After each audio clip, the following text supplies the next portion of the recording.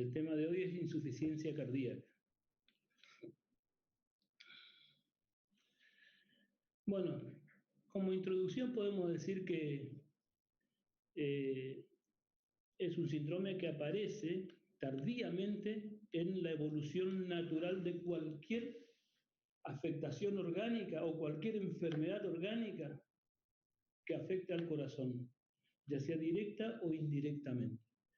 Así que la insuficiencia cardíaca aparece mucho tiempo después de que algo estuvo afectando al corazón.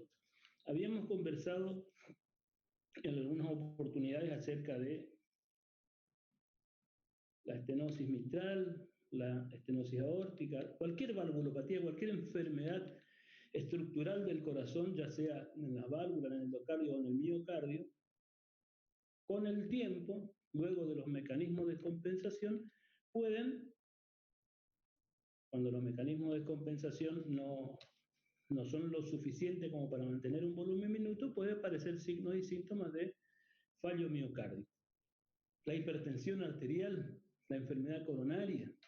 Y si nosotros tenemos en cuenta que desde el punto de vista global la insuficiencia cardíaca, las causas más frecuentes de insuficiencia cardíaca son la enfermedad coronaria y la hipertensión arterial, vamos a ver que de ahí viene la importancia de tratar los factores de riesgo para enfermedad coronaria o para arteriosclerosis, mejor dicho, y la importancia de tratar la hipertensión arterial como tal, ¿sí? Fíjense ustedes que respecto, también como introducción, podemos decir que las enfermedades cardíacas constituyen un importante problema de salud pública en el mundo. ¿Sí? Si no son la primera causa de muerte en personas jóvenes, en personas de 30, digamos, la edad reproductiva o en la edad productiva, mejor dicho, de la vida, seguro que están dentro de las primeras, la causa más frecuente, la enfermedad coronaria y las muertes súbitas, son muy, muy frecuentes, la hipertensión arterial como segunda. Así que tenemos que tener muy presentes las enfermedades cardíacas y dentro de estas, las que pueden producir insuficiencia cardíaca como causas de muerte en el mundo. Bueno, desde el punto de vista clínico, hay una característica fundamental, o dos características fundamentales de la insuficiencia cardíaca que fundamentalmente tiene congestión, disnea y fatiga. Fíjense, eso podríamos decir que eso resume todas las manifestaciones clínicas de la insuficiencia cardíaca. Y vamos a ir desarrollando ahora, en el transcurso de esta hora y media, 2 que nos quedan, todo lo que tenga que ver con el gran síndrome de insuficiencia cardíaca. Bueno, la otra cosa que también tenemos que aclarar como introducción es que los pacientes que tienen insuficiencia cardíaca, se le diagnostica insuficiencia cardíaca, ya dijimos que aparece tardíamente en la evolución natural de las enfermedades cardíacas. Entonces, cuando se lo diagnostica, tienen en general un mal pronóstico. Ya es como que serían estadios terminales de cualquier enfermedad, ¿sí? A mí me da la sensación, siempre me dio la sensación de que la insuficiencia cardíaca, ¿sí? ¿Alguna pregunta? ¿Alguien habló? Bueno, sigo entonces. A mí siempre me dio la sensación de que la insuficiencia cardíaca es como el fracaso de la medicina. Ustedes van a ver después, con el tiempo, se van a dar cuenta, ya sea de la medicina como tratamiento individual, la medicina como gestión del conocimiento médico, ya sea la medicina como políticas de salud, digamos, en todo eso, porque cuando nosotros vemos a alguien que tiene signos y síntomas de insuficiencia cardíaca, seguro llegamos tarde la mayoría de las veces. Bueno, antes de hablar de insuficiencia cardíaca, vamos a dar algunos recuerdos fisiológicos, así cosas groseras como para no olvidarnos, y acuérdense de que habíamos conversado en una de las charlas que tuvimos habíamos conversado acerca de que nosotros no tenemos que olvidarnos de la fisiología, tener presente los parámetros fisiológicos y algunas funciones básicas que tenemos que conocer al momento de tener una idea de esta especialidad, digamos, o por lo menos esta área que es la cardiología. ¿Qué es un corazón suficiente? En primer lugar, tiene que tener una contractilidad normal, ¿sí? Mantiene en reposo, fíjense, esto es claro, mantiene en reposo o aumenta el volumen inyectado ante esfuerzo, digamos, mantiene en reposo o aumenta el volumen inyectado ante los esfuerzos. Con presiones de llenado normal, eso es clave al momento de, sobre todo, de conceptualizar la insuficiencia cardíaca, ¿no? Mantiene en reposo o aumenta la fracción de eyección ante esfuerzo con presión de llenado normal. Esto es clave al momento de conceptualizar o definir la insuficiencia cardíaca. ¿Sí? Conserva la capacidad de relajarse adecuadamente y conserva una distensibilidad normal y, bueno, obviamente también tiene la capacidad de modificar la frecuencia cardíaca. Esto es, tenemos en resumen lo que en fisiología nos decían que esto era un corazón normal. ¿Cuál es la función del aparato cardíaco, del sistema cardiovascular? Mantener un adecuado flujo sanguíneo tisular. Acá vamos a desarrollar rápidamente todo esto de lo que es fisiología. Si por ahí queda algo, ustedes me interrumpen y me preguntan, así aclaramos y seguimos para adelante. Y si no, pueden hacer lo que les dicen algunos otros docentes, buscar en el Wikipedia o no sé dónde, buscar en Internet está todo maravillosamente descrito, también en los libros están descritos. Seguramente en algún apunte está muy bien descrito. Pero como esto es de fisiología, recuerdo fisiológico, vamos a tratar de pasar rápido. ¿Sí? De todas formas, aún leyendo, buscando en Internet, en donde sea de Internet, en cualquier página, a veces hay algo que no queda claro y se necesita que se aclare por parte del docente y esa sería la función nuestra también acá en esta instancia. Entonces, la función del sistema cardiovascular es mantener un adecuado flujo sanguíneo tisular. El flujo sanguíneo tisular depende fundamentalmente del tono vasomotor, sería la resistencia, ¿no? Y una buena presión arterial. ¿De qué depende a su vez la presión arterial?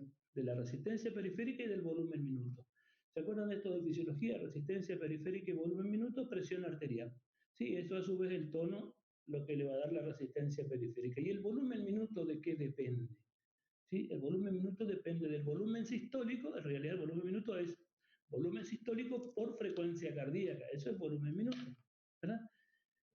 La frecuencia cardíaca es la capacidad del corazón que tiene de adecuar o de cambiar su frecuencia, ¿sí? Sus latidos por unidad de tiempo, que es una de las funciones normales del corazón. Y el volumen sistólico, a su vez, depende de otras tres variables.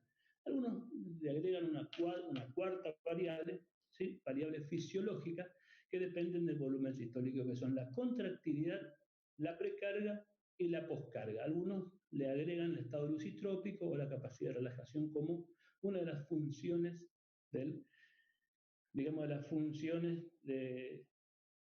funciones de la fibra miocárdica, ¿no? Entonces tenemos que la contractilidad, la precarga y la poscarga tienen injerencia en el volumen minuto, el volumen sistólico y este a su vez en el volumen minuto con la frecuencia cardíaca. Mirando este cuadrito, ya nosotros tenemos que tener una idea, ya nos va dando una idea de cuáles serían los mecanismos.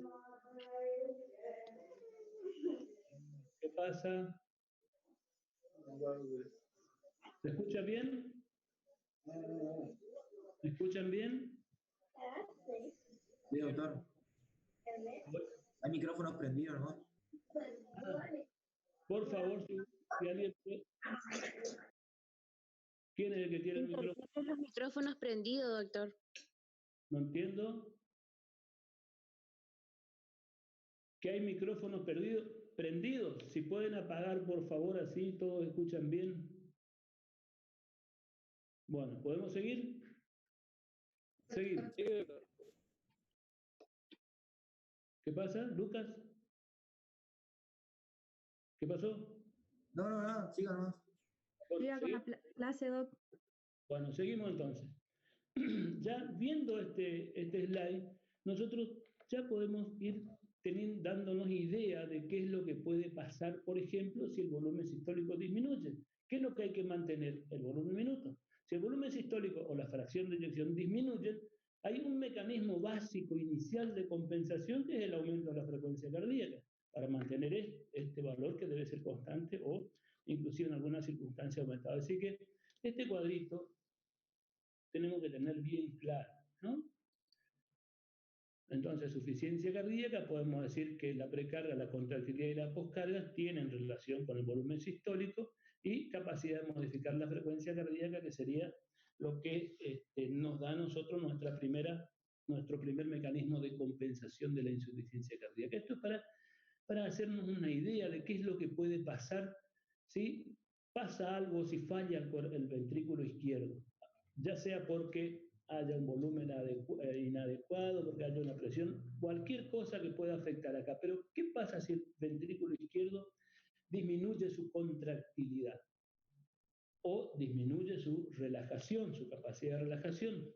Fundamentalmente va a aumentar la presión dentro del ventrículo izquierdo, es decir, la presión de fin de diástole de ventrículo izquierdo es la que aumenta.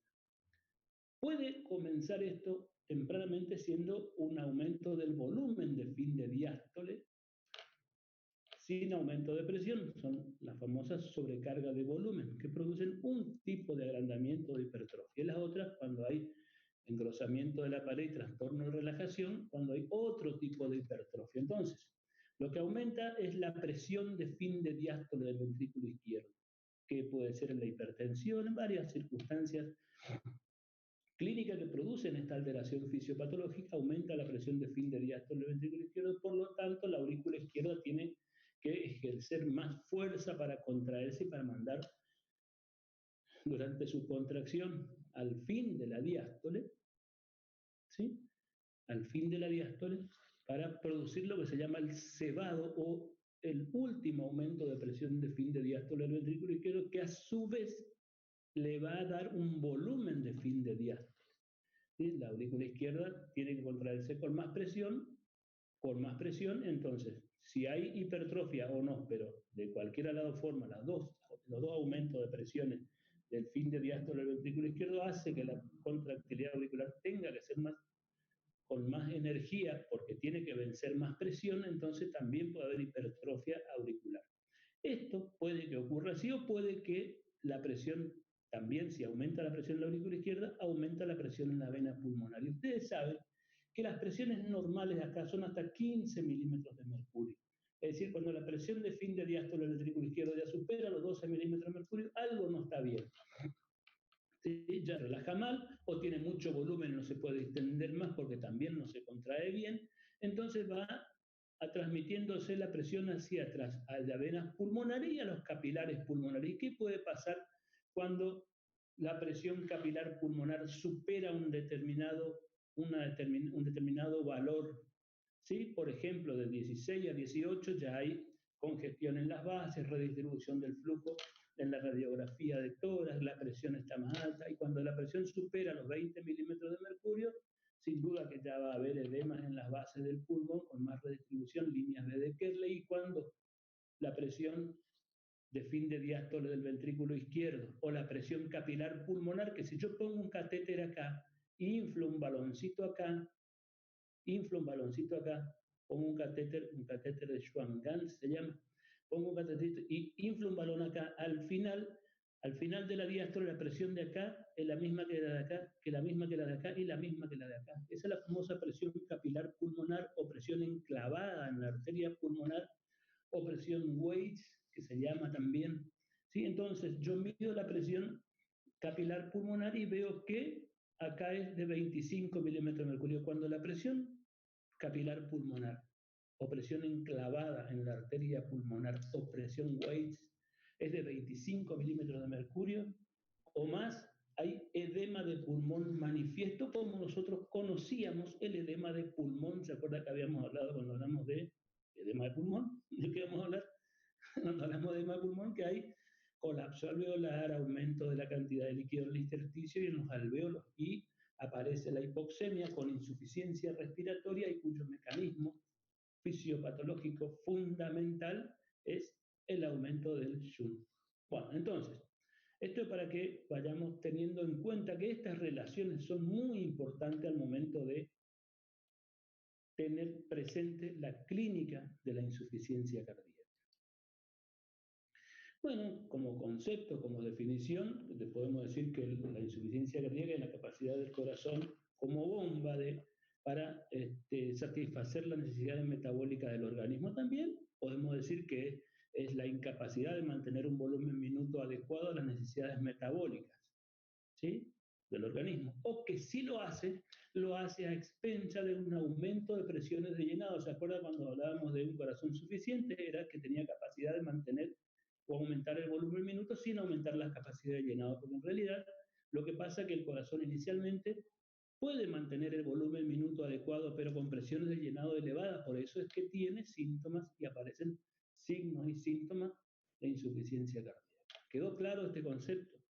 Si esto va quedando claro, ya estamos más o menos bien. Respecto de esto, hay una serie de clasificaciones, algunos, por ejemplo, clasificación sistólica o diastólica, vendría a ser más bien una clasificación fisiopatológica, pero tiene mucha importancia clínica, porque hoy día, ahora ya vamos a ver algunas terminologías que utilizamos nosotros, que se utilizan en la cardiología o en la medicina cotidiana, que a veces parecen que están muy bien y muy claras, y otras veces no están muy claras, o no quedan muy claras por lo menos. Pero esta es una primera aproximación a la clasificación de insuficiencia cardíaca que sí es interesante porque nos sirve. Por ejemplo, sistólico-diastólica, que vendría a ser más bien fisiopatológica que otra cosa. Ya vamos a ver de qué se trata. La otra clasificación es con gasto cardíaco disminuido o elevado.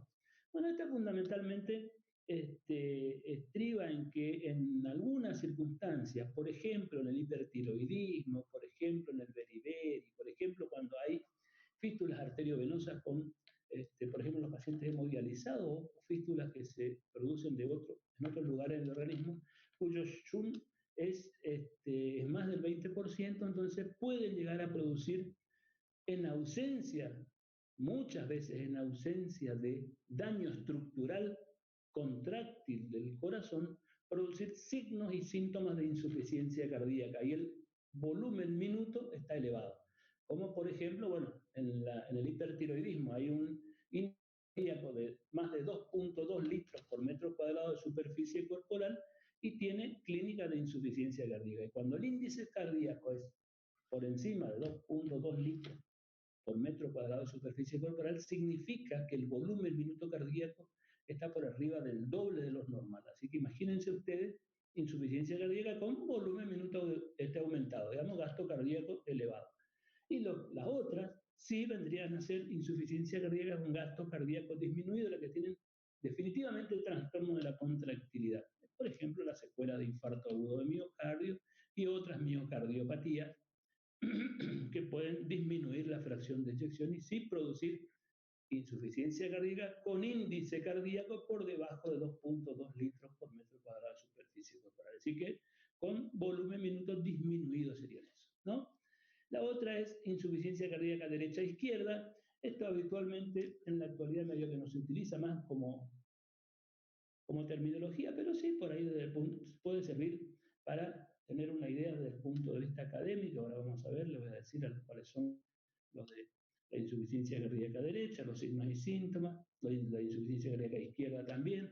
Ahora, siempre que nosotros dividamos la insuficiencia cardíaca izquierda, tenemos que hablar de signos y síntomas anterógrados y signos y síntomas retrógrados, porque si el ventrículo izquierdo está fallando porque no puede mantener un buen volumen minuto. Entonces, ¿qué pasa para adelante? ¿Cuáles son los signos y síntomas para adelante? Es decir, la perfusión orgánica, la perfusión de la piel, la diuresis, el cerebro.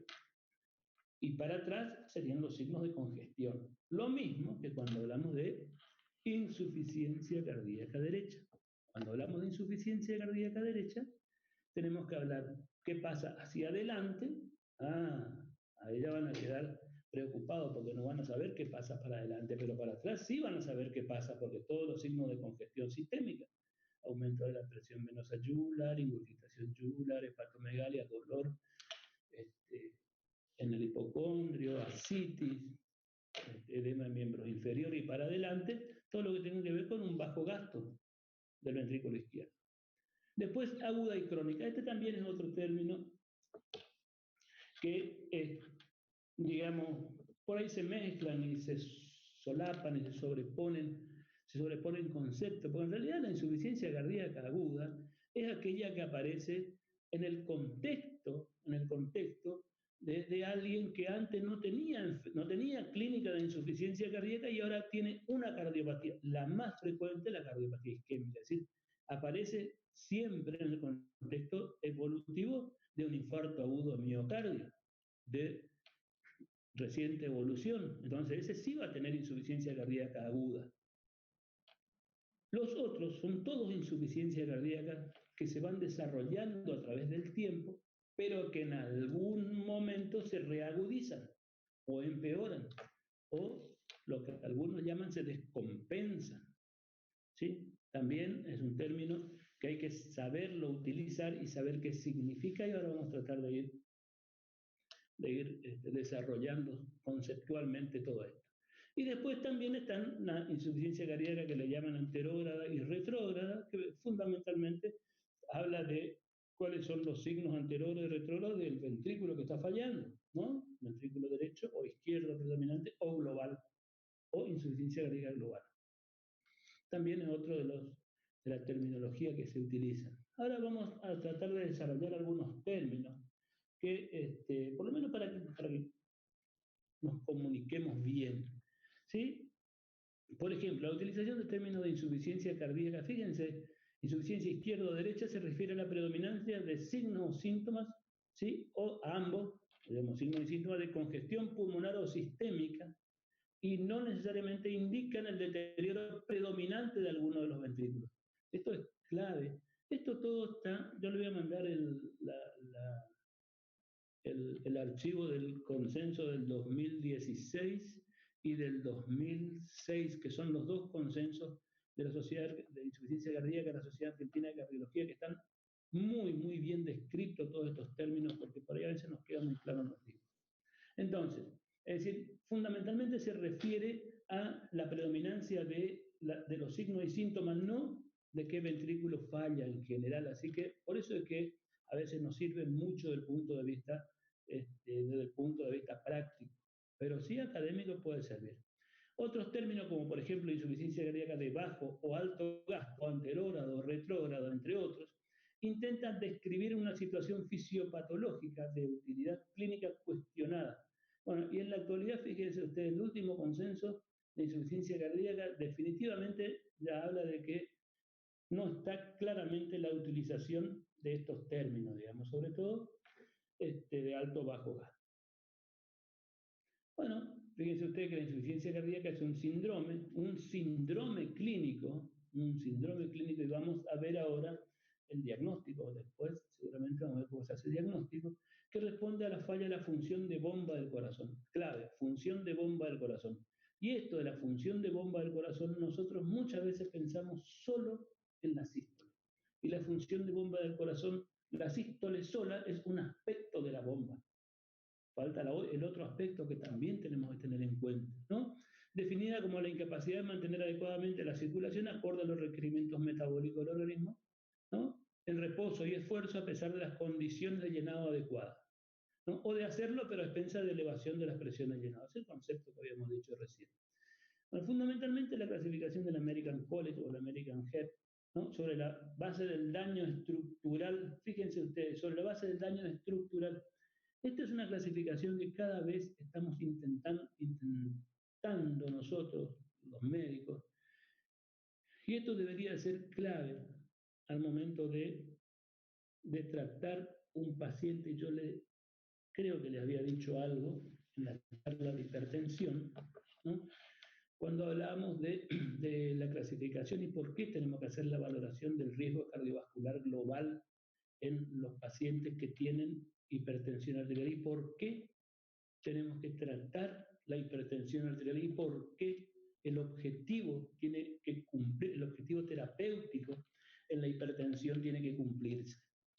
Entonces, ahora vamos a ver que estas instituciones intentan, sobre la base del daño estructural, ¿no?, definir las etapas de la insuficiencia cardíaca en las cuales se puede implementar conductas terapéuticas para prevenir que aparezca la insuficiencia cardíaca.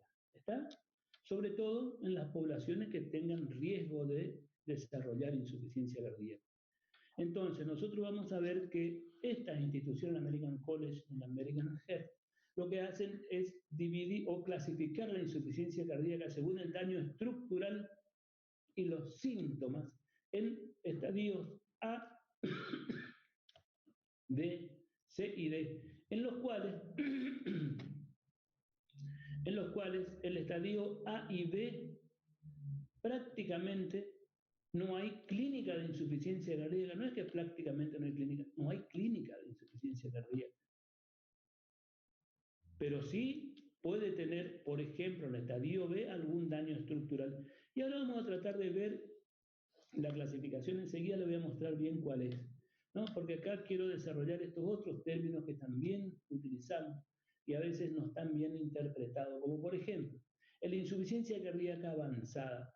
Esto ocurre ya tardíamente en la evolución natural de la insuficiencia cardíaca, y es que cuando, a pesar de tener un tratamiento adecuado para insuficiencia cardíaca, es decir, tener un tratamiento con diurético, inhibidor de enzima convertidora de angiotensina o antirreceptora de aldosterona, tener un tratamiento con beta bloqueante, digoxina, es decir, un tratamiento completo, optimizado según las guías, persiste con síntomas y signos de insuficiencia cardíaca. Ese sí es un paciente que tiene una insuficiencia cardíaca avanzada. Y cuando hacemos este diagnóstico, el pronóstico, esta definición, implica un mal pronóstico, es decir, un riesgo de muerte anual de arriba del 35%. Por eso es que tenemos que tener mucho cuidado de que las personas que le hagamos este diagnóstico estén adecuadamente tratadas con dosis adecuadas de cada una de la medicación, porque si no, podemos cometer un error. Y después, bueno, en términos de insuficiencia cardíaca diastólica y insuficiencia cardíaca sistólica, fíjense ustedes que esto acá, esto está textual lo que dice en el último consenso de insuficiencia cardíaca. Insuficiencia cardíaca son términos que utilizamos, pero ya vamos a ver cómo le podemos parangonar con la terminología actual.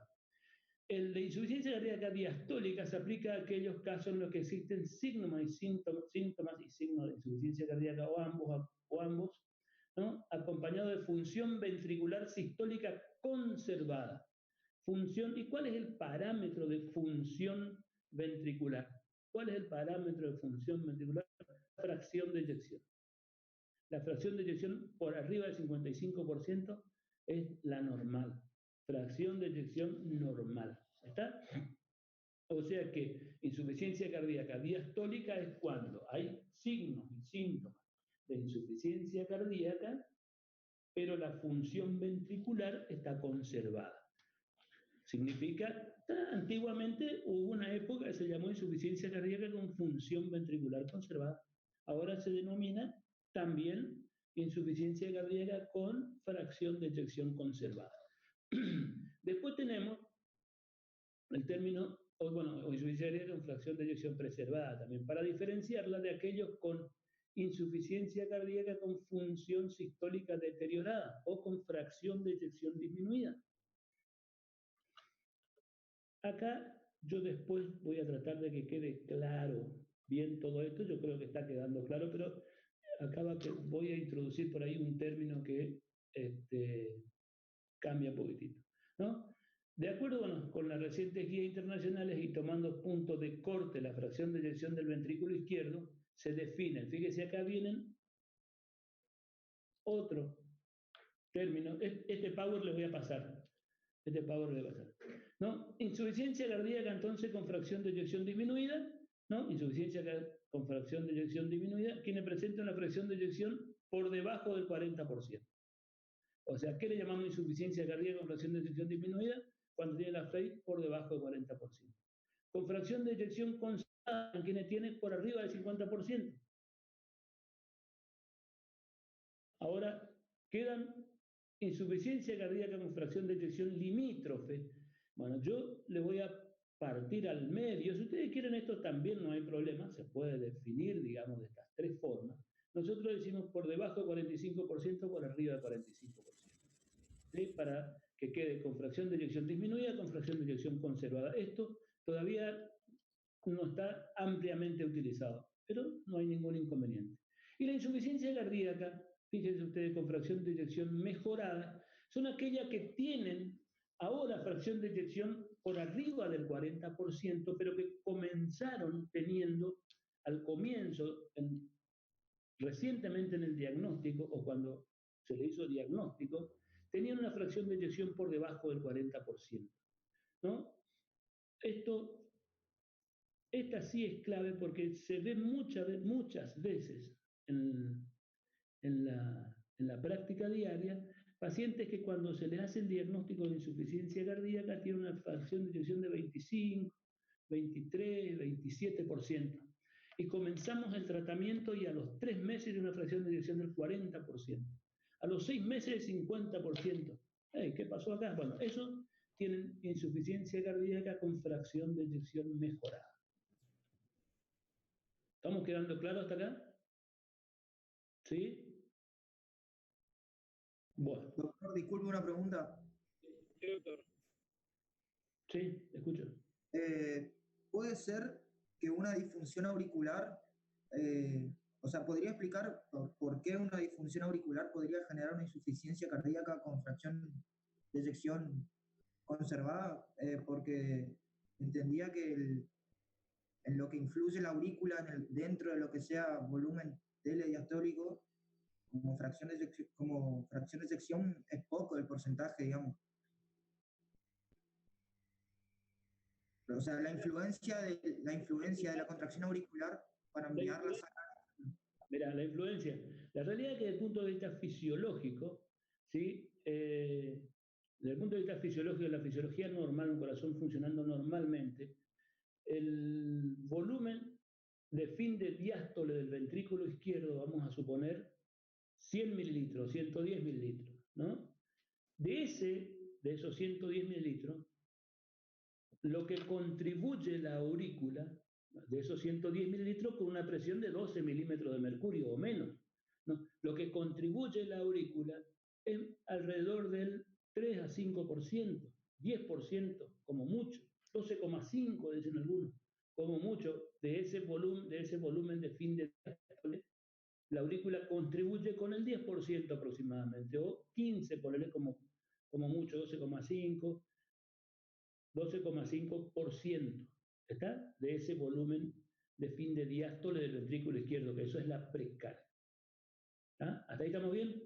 Ahora, ¿qué pasa en las miocardiopatías hipertróficas o las miocardiopatías restrictivas, donde hay gran hipertrofia ventricular izquierda y al corazón le cuesta relajarse, o cuando hay trastorno de relajación o la insuficiencia cardíaca diastólica, cuando mucha hipertrofia que le cuesta relajarse?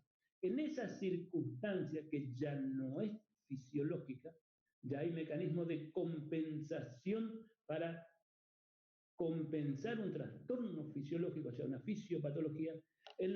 La aurícula puede contribuir hasta con el 30%, algunos dicen 25, hasta el 30% del volumen de fin de diástole. Por supuesto, con presiones más elevadas. Ahí está la explicación de que a veces la aurícula, cuando entra en una fibrilación auricular o un infarto auricular, lo que sea, que no se pueda contraer, no va a contribuir con el 25% del volumen de fin de diástole. O sea que el volumen sistólico va a disminuir un 25%, y esa es la explicación por qué la disfunción auricular en algunas circunstancias puede descompensar insuficiencia cardíaca. ¿Queda claro? Sí, doctor. Justamente, no es en situaciones fisiológicas, es cuando la contracción auricular interviene mucho en el volumen de fin de diástole, y cuando interviene mucho en las miocardiopatías hipertróficas, con trastorno de relajación. Esa sería la respuesta a ese interrogante, digamos, ¿no? Bueno, seguimos entonces acá. Y esta es la clasificación por trastorno estructural que te lo había dicho, pero lo había dicho desde había dicho anteriormente, que se clasifican en estadio A, B, C y D, en las que podíamos hacer mucho, dijimos, o prevenir en el estadio A y B. ¿Qué significa estadio A de esta clasificación de insuficiencia cardíaca? En que las personas o los pacientes no tienen signos y síntomas de insuficiencia cardíaca, o sea, no tienen signos y síntomas de insuficiencia cardíaca, tampoco tienen cardiopatía estructural, es decir, no tienen alteración estructural del corazón, pero sí tienen una condición fisiológica o fisiopatológica que pueda afectar al corazón. ¿Está? Por ejemplo, los que fuman, los fumadores, los que tienen hipertensión arterial de reciente diagnóstico, la dislipemia, el índice de masa corporal elevado, las alteraciones de la glucemia en ayuna, todas esas circunstancias, los prolapsos de válvula mitral, todas esas circunstancias, es decir, no tiene cardiopatía estructural, tampoco tiene signos y síntomas, pero tiene algo que le va a afectar al corazón si no tratamos bien. Entonces, haciendo hincapié en el tratamiento de la hipercolesterolemia, de la hiperuricemia, de la hipertensión arterial, haciendo hincapié en el hábito de tabaco, haciendo hincapié en los hábitos saludables de vida, en la actividad física, en la corrección del índice de masa corporal, en el consumo de sal. Estamos intentando prevenir o hacer que la clínica aparezca mucho más tarde. O sea, en estadio A no hay signos y síntomas y no hay cardiopatía estructural. En el estadio B,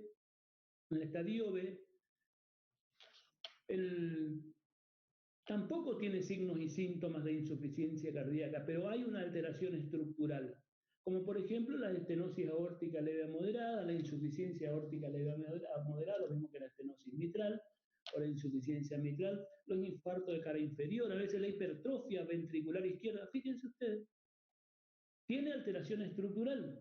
El paciente del estadio A ya pasó al estadio B. ¿Por qué? Porque está hipertenso desde hace más de 10 años y le hacemos un electro o le hacemos un eco y vemos que tiene una masa ventricular de más de 100 gramos por metro cuadrado de superficie corporal en un hombre. Ya está. Este tipo, lo más probable es que el índice de masa ventricular izquierda ya tiene hipertrofia ventricular izquierda. Si tiene hipertrofia ventricular izquierda, ya está en el estadio B. Pero fíjense, de acá, del estadio A al B, pasó 10 años aproximadamente. Fíjense ustedes. Y acá sigue con cardiopatía estructural. ¿Y cómo trataríamos los pacientes que están en este estadio B? Y lo mismo que en el estadio A, es decir, los hábitos saludables de vida, el control, la disminución del consumo de sal, el control adecuado de la hipertensión arterial, ¿sí? Vigilancia desde el punto de vista evolutivo de las valvulopatías si lo tiene, que deje el hábito tabáquico, que adecue su índice de masa corporal, y si tiene hipertensión arterial, bueno, en el estadio A si tiene hipertensión arterial, IECA, bloqueantes cálcicos y a veces un diurético. En el estadio B, IECA, bloqueantes cálcicos, a veces un diurético, podemos agregarlo un betabloqueante. O sea que fíjense ustedes que desde el estadio A sin signos y síntomas de insuficiencia cardíaca estamos tratando como si fuera una insuficiencia cardíaca. En el estadio B no tiene signos y síntomas de insuficiencia cardíaca, pero tiene ya cardiopatía estructural. Y el estadio C, dijimos que en este estadio y en este estadio podemos hacer mucho por la insuficiencia cardíaca, es decir, por el paciente para que no tenga insuficiencia cardíaca, para prevenir o evitar la aparición de signos y síntomas de insuficiencia cardíaca. ¿Me están siguiendo hasta acá? El estadio C, ¿ustedes están viendo el power? Sí, doctor. Sí, sí, doctor. Sí, doctor, se ve re bien. Perfecto. Entonces, ¿y el estadio? ¿Se ve bien? Gracias, sí. Entonces. Bueno, seguimos. En el estadio C, acá, además de tener la cardiopatía estructural, ya aparecieron los signos y síntomas de insuficiencia cardíaca. O sea que en el estadio C nosotros cuando hacemos diagnóstico de insuficiencia cardíaca ya llegamos ¿cuántos años tarde? Porque de acá a acá pasaron 10 o 15 y de acá a acá pasaron otros 10, o sea llegamos no menos de 20 años tarde. ¿Entienden cómo es? Por eso es que yo digo que tenemos que ajustar bien a todo esto. Y en el estadio C, donde aparecen los signos y síntomas de insuficiencia cardíaca más la cardiopatía estructural, tenemos que, obviamente, ya el pronóstico de este paciente es muy distinto. La mortalidad es más elevada, tenemos que ajustar mucho la parte terapéutica y buscar las causas de la insuficiencia cardíaca. Y en el estadio D serían los pacientes que tienen, obviamente, signos y síntomas de insuficiencia cardíaca y tienen cardiopatía estructural y que además tienen un tratamiento farmacológico óptimo, vendría a ser el que recientemente habíamos definido como insuficiencia cardíaca avanzada. ¿Se acuerdan que además tiene IECA, beta bloqueante, diurético, inhibidor de la aldosterona, dosis óptima y persiste con síntomas? Es el estadio D o insuficiencia cardíaca avanzada o terminal. ¿Sí? Esto es clave al momento de conocer por lo menos cómo van a evolucionar determinadas entidades o determinados diagnósticos que nosotros hacemos en la cardiología. Por eso tiene hipertensión arterial. ¿Cuántos años tiene? Tiene 25 años. Buscamos si no es secundaria de hipertensión arterial y si no es secundaria y es primaria, tenemos que tener a esa persona bien tratada porque de acuerdo a la cifra que tiene, el riesgo de tener insuficiencia cardíaca es mucho más elevado. Bueno, esto es lo mismo, estadio A, estadio B, estadio C, estadio D, estadio A, no tiene signos y síntomas. Bueno, y acá está cómo se tratan o cómo se manejan esto. Fíjense ustedes, hipertensión, tabaco, dislipemia, ya habíamos visto, VIH regular, lo mismo. Así que vamos a pasar rápido este slide. A ver. Bueno, enfermedad estructural sin signos y síntomas. Bueno, acá aparecen signos y síntomas recién en el estadio C. Y progresan los signos y síntomas. Algo de epidemiología que sería por ahí interesante también que sepamos. Fíjense ustedes que entre los 35 y 64 años, uno cada 1000 personas tiene clínica de insuficiencia cardíaca. Pero fíjense qué pasa después de los 65 años. Uno cada 100, o sea, aumenta 10 veces más la posibilidad de tener insuficiencia cardíaca después de los 65 años y aumenta más en el caso de que tengan los factores de riesgo que habíamos dicho recién anteriormente, ¿no? El 10% por arriba de los 75 años tiene clínica de insuficiencia cardíaca. ¿Sí? Fíjense ustedes, los pacientes que tienen diagnóstico de insuficiencia cardíaca, el 75% tiene una causa cardíaca que justifique y nada más que el 25% una causa no cardíaca que produce insuficiencia cardíaca. Bueno, en Argentina hay alrededor de 700.000 personas con insuficiencia cardíaca, una incidencia anual de 300 cada 100.000 habitantes por año, ¿no? Es la primera causa o la causa más importante de internación en pacientes, en personas mayores de 65 años. Se gasta mucho, muy mucho el sistema de salud en personas con insuficiencia cardíaca y más de 65 años es la primera causa, ¿sí? Origina 70.000 internaciones anuales, ¿sí? Y fíjense ustedes, el 70% es portador de hipertensión arterial, el 50% coronariopatía.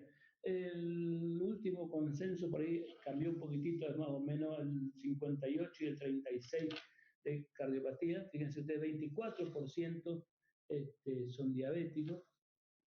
O sea que entre la hipertensión arterial y la cardiopatía isquémica son las causas más frecuentes de insuficiencia cardíaca. Le seguiría la diabetes, después las valvulopatías y después le seguirían las insuficiencia cardíaca de origen tóxico, por ejemplo el alcohol, drogas citostáticas, por ejemplo, bueno, las parasitarias, la insuficiencia cardíaca por la enfermedad de Chagas, las infecciosas serían, ¿no? Por enfermedad de Chagas, por endocarditis bacteriana, secuela endocarditis bacteriana. Vamos a tratar de estos los mecanismos compensadores de insuficiencia cardíaca. ¿Qué pasa? Yo voy a tratar de resumir un poco esto porque si no se va a hacer un poco largo y me interesa mucho, mucho, mucho los aspectos diagnósticos y clínicos de todo esto, ¿sí? Vamos a tratar de definir, por ejemplo, bueno, cuáles son los mecanismos. ¿Qué pasa cuando el corazón no tiene un buen volumen minuto?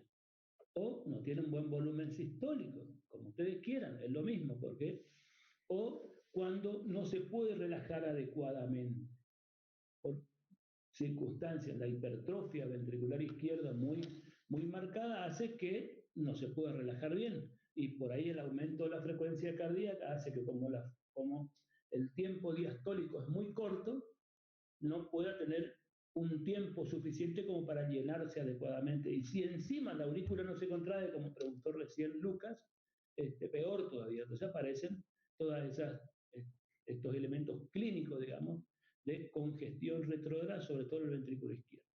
Vamos rápidamente a, por ejemplo, los mecanismos descompensadores. Se definen básicamente estos tres, hay una serie de otros más que se concatenan con estos, y son la secreción de catecolamina, la ley Fred-Sterling y la hipertrofia miocárdica, ¿no?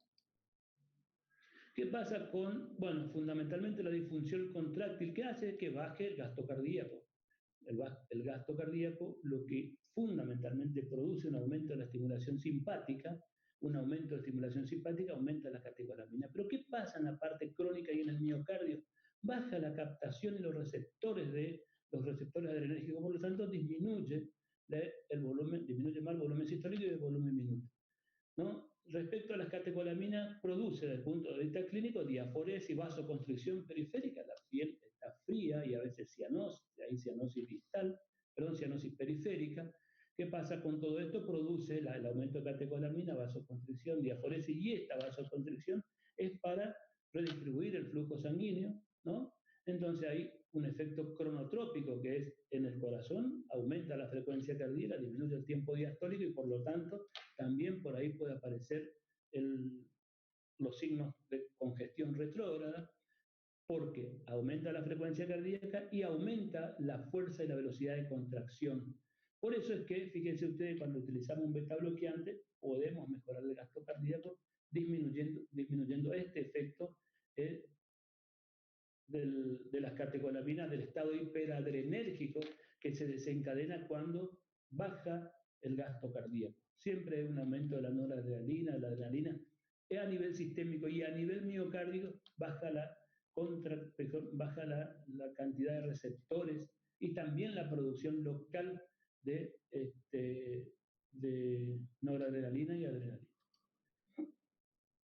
Esto parece un slide que es muy tedioso, pero vamos a tratar de tener una idea. Fíjense, disminuye el gasto cardíaco, dijimos que aumenta la secreción de catecolamina y hay vasoconstricción periférica. Esto es claro, ¿no? La piel siempre, los pacientes tienen insuficiencia cardíaca, está fría, y también el tiempo circulatorio. Antiguamente definíamos o se trataba de definir insuficiencia cardíaca a través del retardo circulatorio. De hecho, hay siempre un cierto retardo circulatorio, porque el volumen minuto está disminuido y porque hay mucha vasoconstricción periférica con aumento de la resistencia periférica.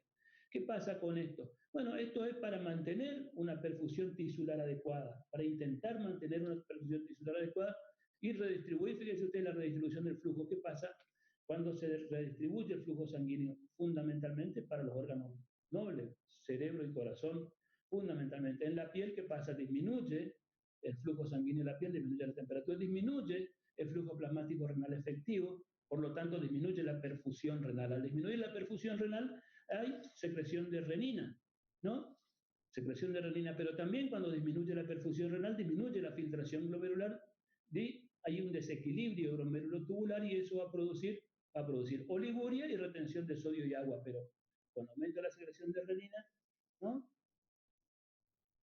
Actúa sobre la angiotensina 1, sobre el angiotensinógeno, formando angiotensina 1, y la enzima convertidora que hay en el corazón, en los pulmones y en los vasos sanguíneos, ¿no? Produce angiotensina 1, angiotensina 2, digamos la enzima convertidora de angiotensina, que este es otro de los puntos donde nosotros tratamos de hacer un tratamiento fisiopatológico de la insuficiencia cardíaca. Con los IECA, inhibidor de la enzima convertidora de angiotensina, la angiotensina 2, ¿qué es lo que hace? Es un potente vasoconstrictor. Por lo tanto, disminuye más la perfusión orgánica y por lo tanto va a disminuir también la perfusión renal, y por lo tanto la angiotensina, además de ser un vasoconstrictor y producir estos efectos, produce aumento de la resistencia periférica en un ventrículo que no tiene fuerza para contraerse. Entonces estamos empeorando de alguna manera. y aumenta la secreción, la angiotensina 2 hace que aumente la secreción de aldosterona en las suprarrenales, ¿no? ¿Qué pasa con todo esto? La angiotensina y la aldosterona producen también retención de sodio y agua en el riñón, aumenta el espacio extravascular, aumenta el volumen del espacio extravascular y va a producir todo el cortejo clínico que nosotros conocemos. Aumenta el retorno venoso, fíjese usted, aumenta el retorno venoso cuando hay, fíjese usted, aumento del volumen diastólico, obviamente puede aparecer cardiomegalia, puede aparecer, y si el gasto cardíaco está disminuido, y la longitud de la fibra superó una determinada, de la fibra cardíaca, superó una determinada longitud en el cual la contractilidad no es más eficiente, ni más fuerte, ni con más velocidad, van a aparecer la dilatación y todo lo que tenga que ver con la disminución del gasto cardíaco. Pero esto lo que pasa es que intenta aumentar el gasto cardíaco. Las presiones venosas, todas las presiones venosas retrógradas aumentan, ¿sí? Para que con más volumen y más presión el corazón se contraiga bien. Esto, hasta cierto punto, del punto de vista fisiológico, sirve y es útil. Pero ¿qué pasa cuando supera ese mecanismo? Digamos, los mecanismos de compensación supera a este mecanismo que es el Fran Starling, longitud de fibra y fuerza y contracción. Bueno, aparecen los signos de congestión retrógrada. ¿Sí? Del lado izquierdo, congestión pulmonar, y del lado derecho, congestión sistémica. También tenemos los otros mecanismos compensadores, la hipertrofia miocárdica, y esto vamos a tratar de diferenciar, si ustedes quieren. La hipertrofia entonces constituye uno de los mecanismos de adaptación que ocurre en respuesta a un incremento crónico de trabajo cardíaco, que puede ser, ahora vamos a ver, ya sea porque maneje volumen sanguíneo, o sea, un volumen muy alto, o porque enfrente a una presión aumentada durante la sístole ventricular. Y con un volumen, y acá acuérdense de las dos valvulopatía que uno tiene que pensar automáticamente: estenosis aórtica e insuficiencia aórtica, o insuficiencia mitral, también sería la otra, con mucho volumen. Esto es lo que puede pasar, ¿no? Entonces, normalmente durante el desarrollo, el corazón va incrementando el diámetro de su cavidad, esto es clave, y el espesor de su pared, el diámetro y el espesor de sus paredes. Sin embargo, esto es, la relación entre el espesor de la pared y el diámetro, o sea, el radio de la cavidad, siempre se mantienen igual, siempre se mantienen constantes. Es decir, digamos, y esto es lo que nos va a dar el estrés de la pared. El estrés de la pared. Y eso es lo que desde el punto de vista fisiológico tenemos que tener presente siempre, ¿no? Que es esto. Siempre se mantiene constante que es el radio y el espesor de la pared. Esto se mantiene constante. Entonces, la presión, si se mantiene constante o aumenta algo, estos dos tienen que cambiar para que el estrés siga igual, ¿no? Esto es lo que tenemos que tener presente. Entonces, fíjense ustedes, y acá van a aparecer dos conceptos que por ahí creo que va a quedar claro, pero por ahí puede ser que no. De acuerdo a la ley de Laplace, el estrés es directamente proporcional a la presión intracavitaria y al radio de la misma, e inversamente proporcional al espesor de la pared. Y cuando la pared es más espesa, menos presión y menos estrés, ¿no? Y acá aparecen, fíjense ustedes, en consecuencia, el aumento del diámetro de la cavidad va seguido siempre de un aumento proporcional en el grosor de la pared, para que se mantenga la relación, que es 0,45 aproximadamente. Esa es la relación que tiene que haber, ¿no? Es decir, fisiológicamente el espesor de la pared será apropiado para el radio de la cavidad siempre que el estrés parietal se mantenga en valores normales, ¿no? Cualquier incremento en la presión dentro de la cavidad ventricular o el radio de la misma, o en el radio de la misma, será causa de aumento del estrés parietal, que será compensado por un aumento proporcional en el espesor de la pared ventricular, lo cual a su vez normalizará el estrés, que eso es lo que nosotros tenemos que tratar de mantener la relación para que el estrés se mantenga, ¿no? En ese caso hay una hipertrofia apropiada, que es lo que ocurre en todas las circunstancias iniciales de todas las valvulopatías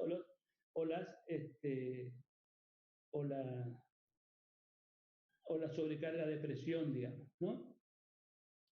Vamos a pasar esto acá. Entonces tenemos estos dos conceptos. Fíjense ustedes, los mecanismos de compensación, que hablamos de hipertrofia inapropiada cuando un incremento excesivo en la relación HR, digamos, ¿se acuerdan ustedes? Espesor por el radio, convierten inapropiada la hipertrofia, es una respuesta patológica y favorece la aparición de isquemia miocárdica con coronarias epicárdicas normales.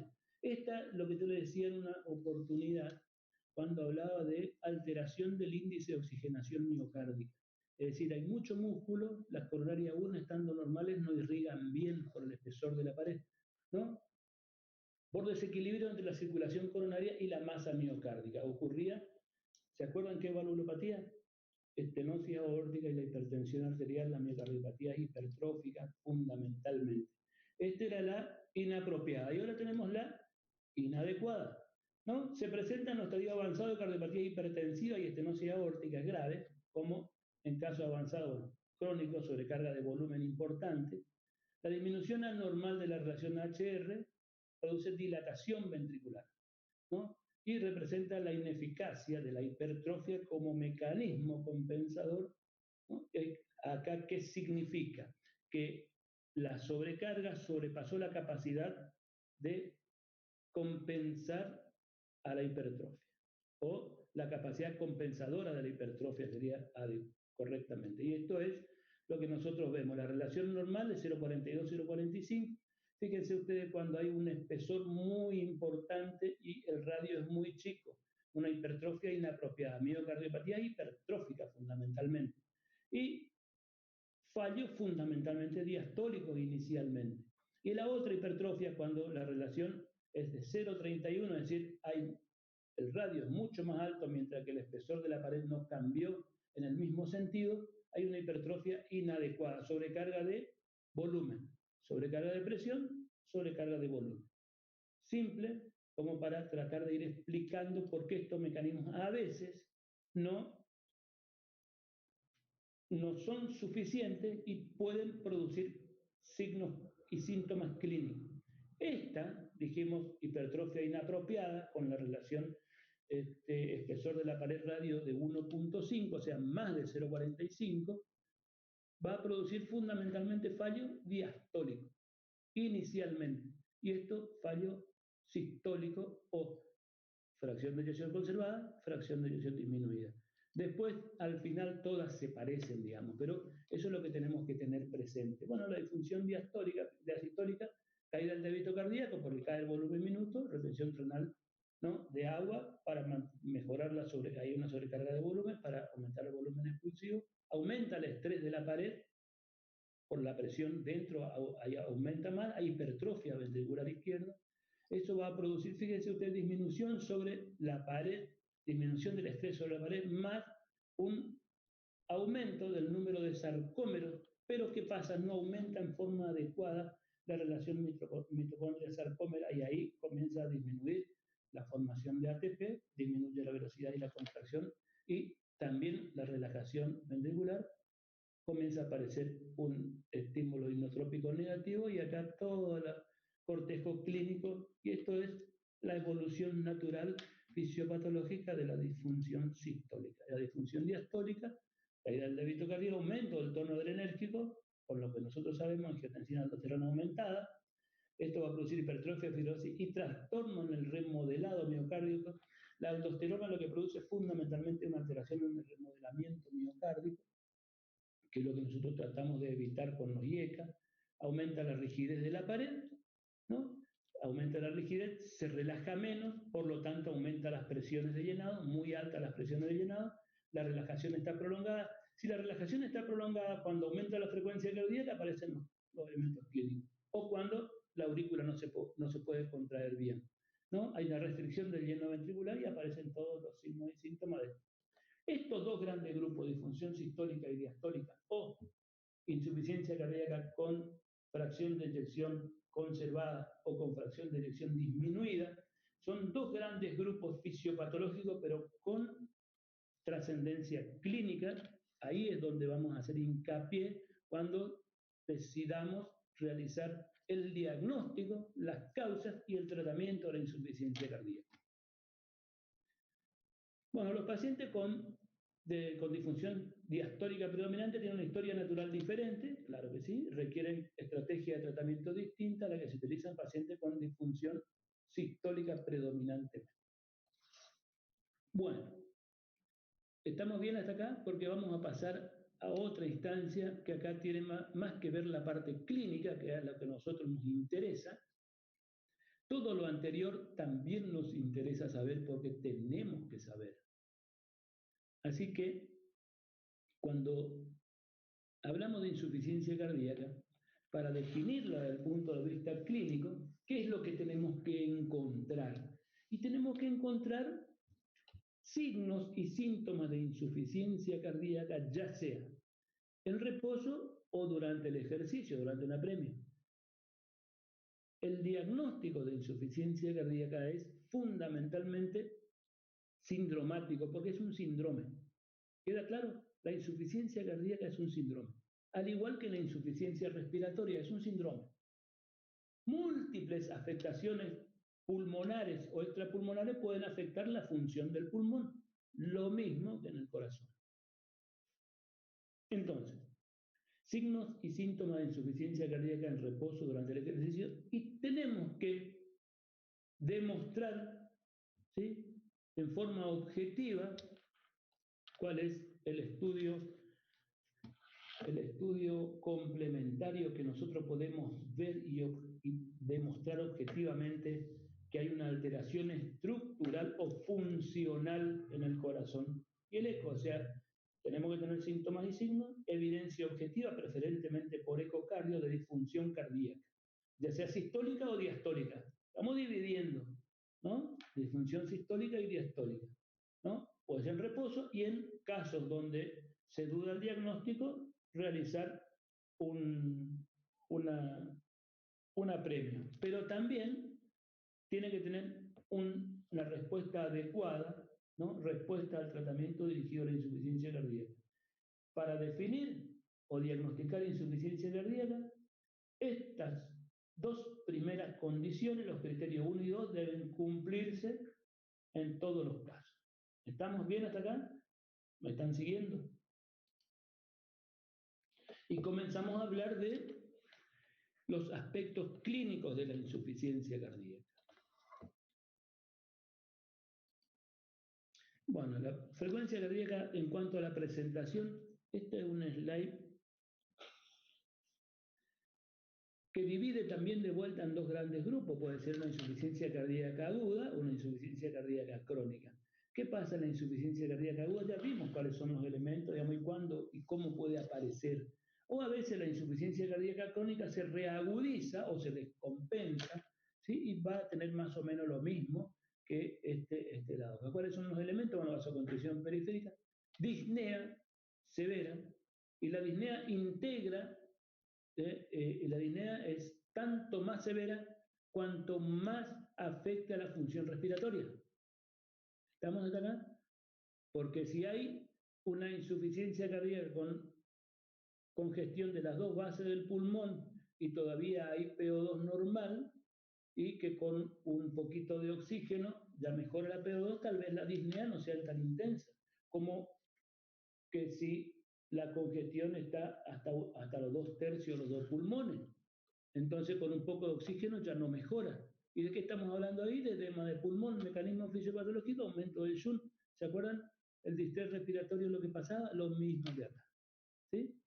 Cuando hay edema de pulmón, lo que pasa es Joule, ¿no? Disnea severa, puede haber edema de pulmón, es decir, cuando hay insuficiencia respiratoria. Acá la presión arterial puede ser que esté elevada, que esté normal o que esté baja. Y en líneas generales, si hay insuficiencia respiratoria, ¿qué es lo que suele haber? Palidez y cianosis con sudoración. Fundamentalmente, de insuficiencia cardíaca aguda, súbito deterioro de la función ventricular. Y en la insuficiencia cardíaca crónica, ¿no?, habitualmente hay bajo volumen minuto, retención de sodio y agua. ¿Se acuerdan que habíamos dicho al comienzo que tenía signo de congestión sistémica, ¿está?, y signo de bajo gasto anterógrado, ¿no? O sea, bajo volumen minuto. ¿Qué es lo que vamos a encontrar fundamentalmente ahí? Ya vamos a ver si desarrollamos todo, ¿no? Ingurgitación yugular, disnea progresiva. Disnea progresiva con episodios de paroxismo de disnea, que vamos a ver ahora, cardiomegalia, rales en las bases, es decir, ruido de despegamiento en los dos pulmones, aumento de la frecuencia cardíaca. Tercer ruido, con cadencia de galope, cuando la frecuencia cardíaca supera los 90 por minuto. Cuando la frecuencia cardíaca supera 90 por minuto y hay más de 2 ruidos cardíacos, aparece la cadencia de galope, que puede ser a tercer ruido o puede ser a cuarto ruido. El galope puede ser a 3 tiempos o a 4 tiempos, ¿no? Eso seguramente lo habrán explicado bien en semiología, pero cuando regresemos a los prácticos seguramente vamos a ver bien y a escucharlos bien sobre todo. Tercer ruido puede aparecer soplos cuando hay grandes dilataciones cardíacas, soplos funcionales, y aparece hepatomegalia, ascitis y edema de miembros inferiores, ¿sí? Que es toda la insuficiencia cardíaca, así en resumen, digamos, ¿no? También la insuficiencia cardíaca izquierda, ¿qué es lo que puede dar? ¿Se acuerdan que habíamos dicho izquierda-derecha? Vamos rápidamente a hablar de la izquierda, después de la derecha y después a seguir desarrollando todo lo que tenga que ver. Fatiga, ¿por qué? Por débito cardíaco disminuido, intolerancia al ejercicio por lo mismo y por la congestión pulmonar, oliguria, expresión de qué es la oliguria, ya habíamos dicho del volumen minuto cardíaco disminuido, baja perfusión renal y aparece oliguria, ¿no? Si tiene edema con congestión sistémica, siempre hay redistribución del volumen del espacio, del volumen líquido del espacio extracelular a la noche y aparece lo que se llama nocturia con nicturia, es decir, orina de noche y orina no solo que se levanta a orinar, sino que de noche orina más que de día. Normalmente, a veces, las personas se levantan a la noche a orinar, pero siempre se orina menos que de día. Esta nicturia, nocturia es disnea de esfuerzo, que es progresiva. Bueno, aparecen la taquicardia, palpitaciones, pueden aparecer ángulos, pueden aparecer síncope. El síncope es un indicador de bajo gasto, anterógrado fundamentalmente del ventrículo izquierdo. Pero ustedes también tienen que entender de que el síncope es un indicador de bajo gasto anterógrado del ventrículo derecho. De hecho, cuando hay una embolia pulmonar, es el primero que aparece un síncope y es justamente por eso. Ahora alguien me va a preguntar y le voy a responder mañana. Bueno, entonces, síncope dijimos, puede ser la extremidad fría, ya habíamos hablado de la vasoconstricción, tos nocturna, esto es también la tos nocturna con la disnea paroxística nocturna puede formar parte de la congestión pulmonar, sin duda, ¿no? Y también la tos nocturna o tos seca nocturna, y a veces tienen sibilancia nocturna, y esto es lo que antiguamente se le llamaba asma cardíaco, que habrán escuchado hablar por ahí alguna vez del asma cardíaco, es justamente un estadio previo al edema agudo de pulmón. De hecho, indica fallo de contractilidad del ventrículo izquierdo, o sea que sería retrógrado del ventrículo izquierdo, ¿no? Edema de miembros inferiores, bueno, progresivos, episodio de disnea paroxística nocturna, cianosis distal y edema agudo de pulmón, todos los elementos de la insuficiencia cardíaca. Doctor, una pregunta. La nicturia y la nocturia sería por el aumento del tono parasimpático a la noche. No, lo que pasa es que habitualmente durante la noche, lo que es redistribución de los volúmenes, inicialmente redistribución de los volúmenes, digamos, los volúmenes de líquido extracelular al intracelular. Y muchas veces mejora inicialmente el gasto cardíaco sin gran congestión. Entonces, en esas circunstancias que habitualmente son previo a que tenga el edema agudo de pulmón y a los otros elementos más severos, hay una inversión del ritmo miccional. Es por redistribución de flujo fundamentalmente. Gracias. Entonces, del lado derecho, la insuficiencia cardíaca derecha, ¿cuáles son los elementos clínicos? Náusea, anorexia, ascitis, retrógrada, digamos, anasarca, también retrógrado, dolor hepático y de esfuerzo, también congestión retrógrada del ventrículo derecho, ¿no? Pueden llegar a tener pulso algunas venas varicosas, ingurgitación facial y los vasos de la cara y cuello pueden tener cuando hay gran disfunción derecha y con insuficiencia tricuspidia pueden tener todos estos elementos. Esto fundamentalmente es retrógrado. Y anterógrado del ventrículo derecho, el síncope y la disnea son manifestaciones clínicas. ¿no? Entonces, los síntomas y signos y las manifestaciones clínicas expresan desde el punto de vista clínico lo que pasó ya y se agotó los mecanismos fisiológicos de compensación. Y acá aparecen, bueno, la insuficiencia cardíaca, que es lo que nosotros conocemos, ¿no? Y fíjense ustedes que la variedad en la aparición de manifestaciones clínicas depende de la rapidez con la que se instale la enfermedad cardíaca. Bueno, si es un infarto va a ser muy rápido, ¿no? La enfermedad cardíaca de base, factores precipitantes y de descompensación. ¿Cuáles son los factores precipitantes y de descompensación? Bueno, en la insuficiencia cardíaca aguda, cuando estamos evolucionando un infarto agudo de miocardio, o esto es la complicación de un infarto agudo de miocardio, y hay un 30% de la masa contráctil ventricular izquierda está necrótica, el resto del miocardio muchas veces no tiene cómo compensar tan rápido. Entonces aumenta la rigidez y aumentan los signos retrógrados y aparecen lo que nosotros conocemos como insuficiencia cardíaca, pero también con el 30% también no va a poder tener buen volumen sistólico, o sea que aparecen dos componentes.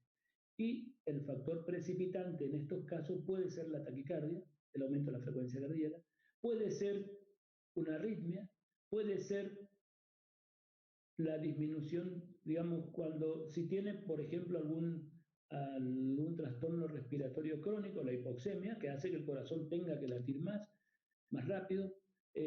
Por ejemplo, otro factor precipitante puede ser el aumento de la presión arterial, puede ser la sobrecarga de sodio, puede ser la sobrecarga de volumen. Cualquiera de estas cosas pueden precipitar, ¿no?, una descompensación, una anemia también, en algunas circunstancias, porque requiere más trabajo miocárdico.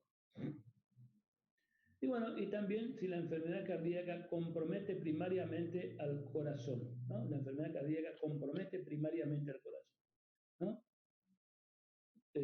Fundamentalmente, si compromete al corazón derecho, algunas manifestaciones, o al corazón izquierdo, fundamentalmente al corazón izquierdo, de la que más florido aparecen los elementos clínicos. Bueno, los síntomas más frecuentes, manifestaciones respiratorias. Disnea de esfuerzo, la disnea es clave en la insuficiencia cardíaca, síntoma cardinal.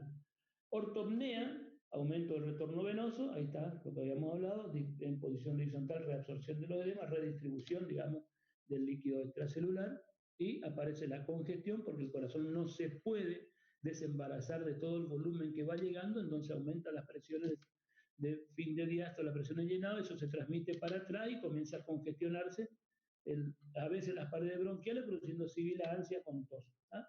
Disnea parosítica nocturna también es el mecanismo, ¿no? Y edema de pulmón cuando hay un aumento brusco de la presión capilar pulmonar y puede aparecer tos irritativa. Tos irritativa también se le llama tos seca y sibilancia. Pueden aparecer síntomas de bajo débito, de bajo gasto cardíaco, disminución de la perfusión tisular periférica, debilidad, fatiga muscular, ¿no? Cianosis, palidez, frialdad de piel, ¿no? Baja perfusión central. Esto estamos hablando de cerebro. ¿Qué puede aparecer acá? Bueno, insomnio, trastorno de la memoria, pesadillas, de respiración de Cheyne-Stokes también es uno de los elementos, ¿no? Síntomas de congestión visceral, edema de miembros inferiores, comienzo vespertino, disminuye al acostarse, es decir, a la tarde generalmente se ve más. Nicturia, sensación de distensión y pesadez abdominal y sensación de plenitud gástrica. Algunos tienen náuseas, vómitos. Y bueno, y el dolor en el hipocondrio derecho también dijimos que era un elemento clínico, ¿no? Y después tenemos síntomas de origen mixto, digamos, que tiene tanto que ver con lo anterógrado y lo retrógrado, pérdida de peso, atrofia muscular, ¿no? Caquexia cardíaca tardíamente. ¿Cómo se clasifica a la insuficiencia cardíaca según la clase funcional de la disnea? Esta, la que ustedes conocen como clase funcional de la disnea, ¿no? El diagnóstico de insuficiencia cardíaca, entonces dijimos que teníamos que tener elementos clínicos, ¿sí? Signos clínicos. El diagnóstico sindromático es clínico.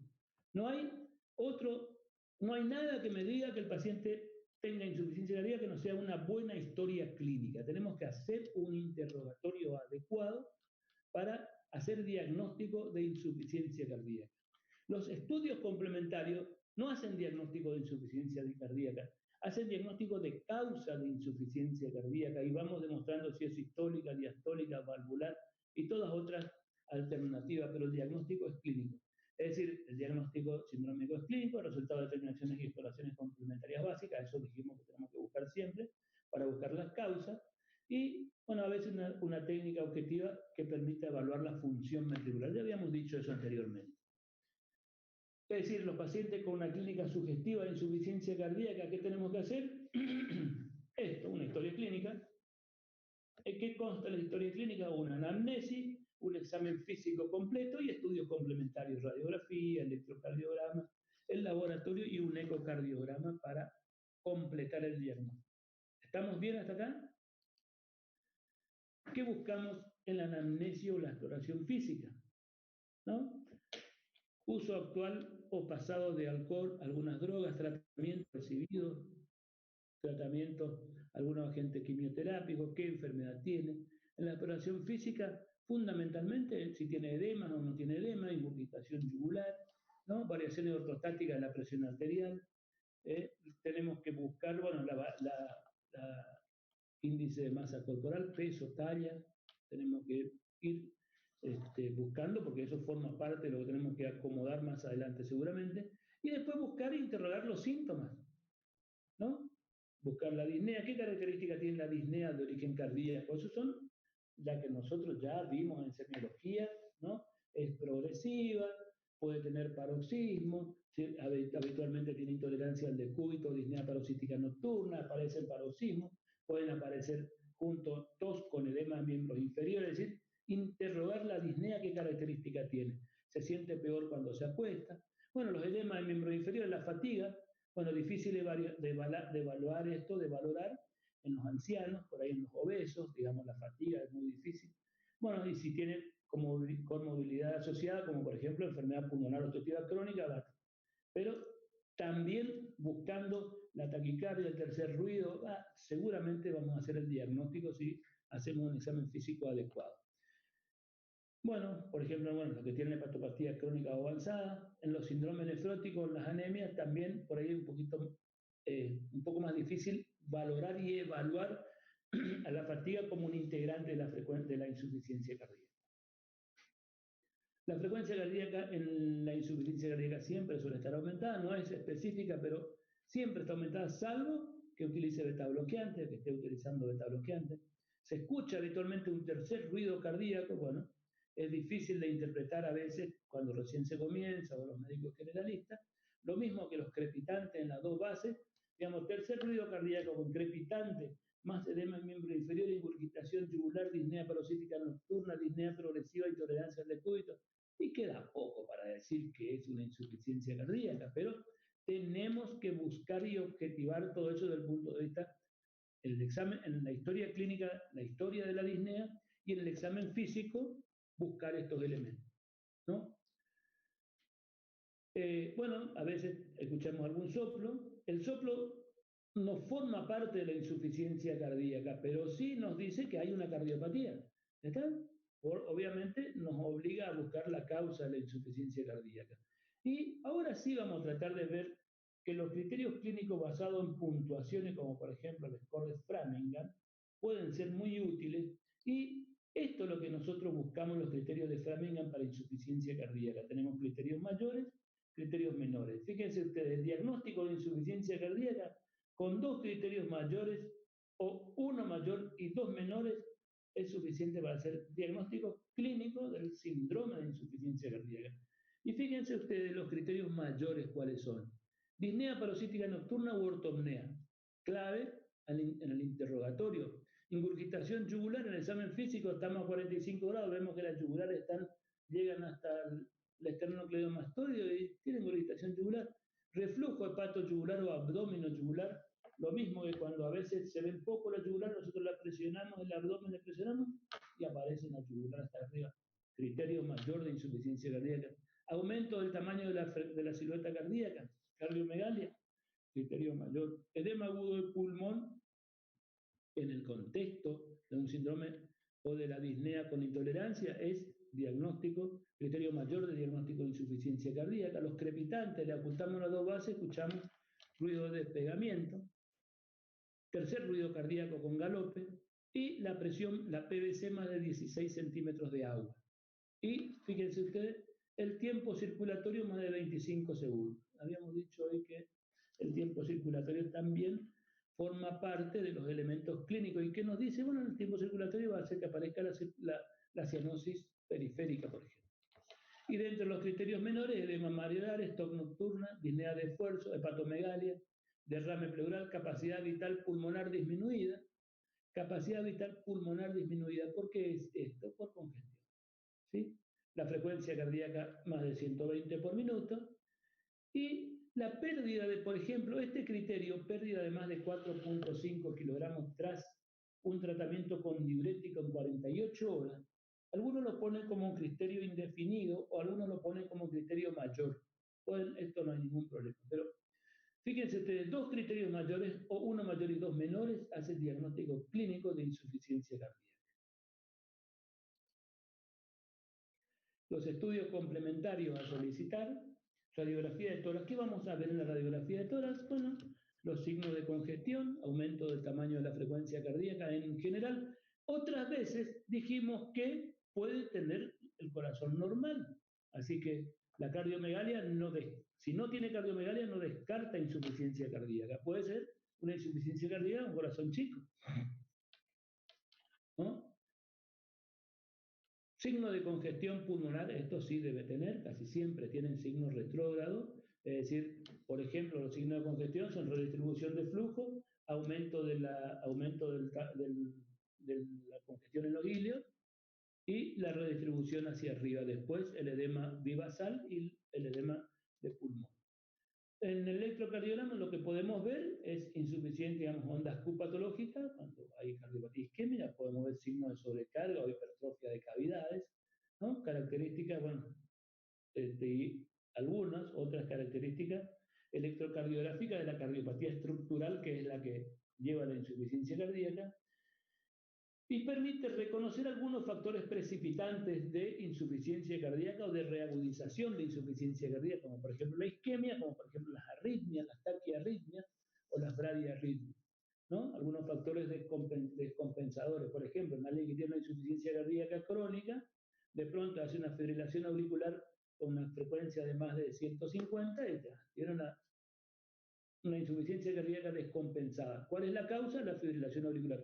Y la vimos en el electrocardiograma. O otra arritmia, es decir, el electro nos sirve para ver cuál fue lo que causó la insuficiencia cardíaca y si hay una causa que precipite, también nos sirve el electrocardiograma.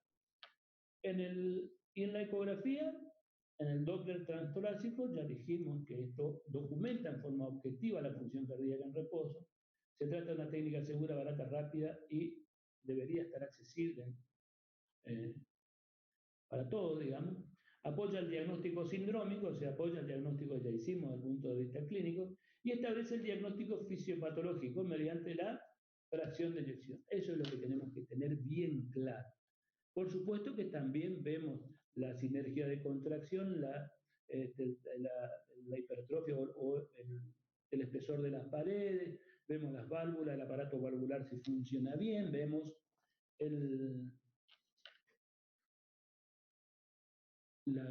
todo el aparato y las valvas que tengan buen funcionamiento sistólico y diastólico, es decir, que no estén la apertura valvular, que no estén estenosadas ni sean insuficientes. En el laboratorio, hemograma, glucemia, urea, creatinina, ionograma, enzimas hepáticas, colesterol triglicérido, ácido úrico, TSH, bueno, cuando se sospecha, cuando hay una fibrilación auricular de reciente comienzo que descompensa, bueno, buscar que descompensa una insuficiencia cardíaca o que hace que se desencadene una insuficiencia cardíaca aguda, buscar TSH, porque el hipertiroidismo es una de las causas más frecuentes. Bueno, proteínas totales por estado de nutrición, el BNP y el ProBNP, en algunas circunstancias para hacer diagnóstico de causa de insuficiencia cardíaca, y bueno, después de creatinina. Algunos ponen acá también en este pool de laboratorio, ponen troponina T, o troponina para para evaluar, porque los que tienen insuficiencia cardíaca o insuficiencia cardíaca descompensada con troponina elevada, el pronóstico es peor. O sea que le podríamos agregar troponina en esta circunstancia. ¿Cómo clasificamos desde el punto de vista a la insuficiencia cardíaca? Puede ser fisiopatológica, una clasificación fisiopatológica, ya vimos cuál es, funcional y evolutiva. La clasificación fisiopatológica, insuficiencia cardíaca con función de eyección, con fracción de eyección deprimida, o insuficiencia cardíaca con fracción de eyección conservada. Ya habíamos dicho cuál eran cada una. Fracción de eyección deprimida son la famosa insuficiencia cardíaca sistólica, ¿no? Trastorno de contractilidad. Fracción de eyección por debajo del 45%. Este sí tiene cardiomegalia, habitualmente tiene cardiomegalia. Y el otro es la insuficiencia cardíaca diastólica o insuficiencia cardíaca con función ventricular conservada o con fracción de eyección conservada, cuando la fracción de eyección por arriba de 45%. Lo habíamos dicho también habitualmente.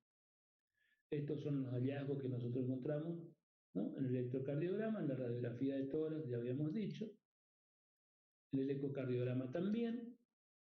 Bueno, otros test que se suelen utilizar en el contexto de la insuficiencia cardíaca es una prueba ergométrica, test de esfuerzo, evalúa el efecto, sobre todo el tratamiento en algunos pacientes, ¿no? Se emplean protocolos de ejercicio con aumento gradual del consumo de oxígeno fundamentalmente, y lo que nosotros evaluamos es el consumo de oxígeno en los pacientes con insuficiencia cardíaca. Se utiliza mucho en los estadios previos en la insuficiencia cardíaca avanzada previo al trasplante. El Holter junto con el electrocardiograma nos sirve fundamentalmente para ver si hay arritmias complejas. Las causas de muerte en los pacientes con insuficiencia cardíaca, la mayor causa de muerte es la muerte súbita. Y la muerte súbita, más del 85-90%, es por arritmia. Entonces, los pacientes que tienen insuficiencia cardíaca, sobre todo los que tienen insuficiencia cardíaca con fracción de eyección disminuida, a esto hay que hacerle un Holter para ver si tienen arritmias ventriculares o arritmias ventriculares complejas o la incidencia de arritmia ventricular o extrasístole ventricular, que son, junto con el trastorno de contractilidad, la causa de muerte en estos pacientes. También se puede utilizar una exploración con radioisótopos, bueno, cuando se sospecha embolia de pulmón, bueno, cuando se quieren descartar en la parte activa, digamos, isquemia miocárdica, ¿no? Se utiliza la cámara gamma o el estudio de perfusión miocárdica, ¿no? También se puede utilizar la ventriculografía radioisotópica, evaluar la función y fracción de eyección del ventrículo izquierdo y derecho. Cateterismo cardíaco, esto en la actualidad se utiliza con este criterio un procedimiento invasivo que solo está indicado si va a influir en la conducta terapéutica. Salvo que en la insuficiencia cardíaca tenga dolor de pecho, ángulo, digamos, bueno, la causa es la cardiopatía isquémica, por supuesto que ahí sí va a influir en la conducta terapéutica. Bueno, periódicamente lo que se chequea, ya habíamos visto, el nivel de electrolito, índice de funcionalidad hepática, los gases en sangre, sobre todo para saber si hay o no hay alteraciones en... Fíjense ustedes, la insuficiencia cardíaca descompensada, útil saber la diferencia de saturación arteriovenosa. La diferencia arteriovenosa de oxígeno es un reflejo muy fiel del débito cardíaco. Si disminuye el débito cardíaco, la diferencia arteriovenosa aumenta. Eso es clave. Bueno, habíamos hablado de la insuficiencia cardíaca de gasto elevado. Yo le había dicho quirotoxicosis, fístula arteriovenosa, las anemias crónicas, el beriberi y el Payet, y la sepsis suelen dar este tipo de insuficiencia cardíaca con gasto cardíaco elevado. Bueno, parece una fase hipertiroidea, ¿no? Así que por eso está ahí. Con gasto cardíaco disminuido, bueno, la cardiopatía isquémica, la hipertensión, las valvulopatías, las miocardiopatías o las cardiomiopatías, las cardiopatías congénitas y la miopericarditis pueden producir esto. Después tenemos, bueno, la disfunción diastólica o insuficiencia cardíaca con fracción de eyección conservada. Fundamentalmente esto para saber que cuando hay un trastorno de relajación, ¿qué dijimos que tiene que pasar al final de la diástole? tiene que contraerse la aurícula. Y la contracción auricular, ¿qué me hace escuchar a mí? Un cuarto ruido cardíaco. O sea que siempre que hay disfunción diastólica o un trastorno de relajación, hay un S4. Por supuesto que, ¿cuáles son las causas de hipertrofia o de que se relaje más lentamente? Bueno, la hipertensión arterial, la cardiopatía isquémica, la cardiopatía hipertrófica, la restrictiva. Bueno, y esto es para ver, una hipertrofia del septum, de pared posterior también. Y fíjense ustedes el grosor de las paredes del ventrículo izquierdo de este paciente de este eco, lo que es. Esto es lo mismo que antes. Y acá terminamos.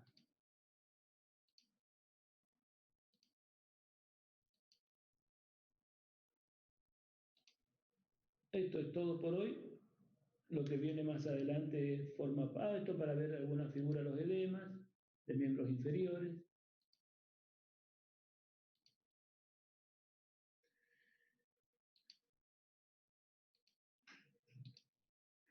Una radiografía de tórax. Bueno, esto obviamente que hay, fíjese usted, ensanchamiento de los ileos, congestión ileal, redistribución de flujo, fíjese cómo se va todo, y edema pulmonar bilateral. Bueno, como conclusión podemos decir que la insuficiencia cardíaca es un síndrome de diagnóstico clínico. La clasificación más importante es por fracción de eyección o, si ustedes quieren, sistólica y diastólica, ¿no? Se debe estratificar según el riesgo, según la New York Heart Association, el daño según el daño estructural, digamos, ABCD. A mayor comprensión de la etiología y fíjese, fisiopatología, el diagnóstico y el tratamiento serán más acertados. El tratamiento, mañana. Vamos a hablar del tratamiento de la insuficiencia cardíaca.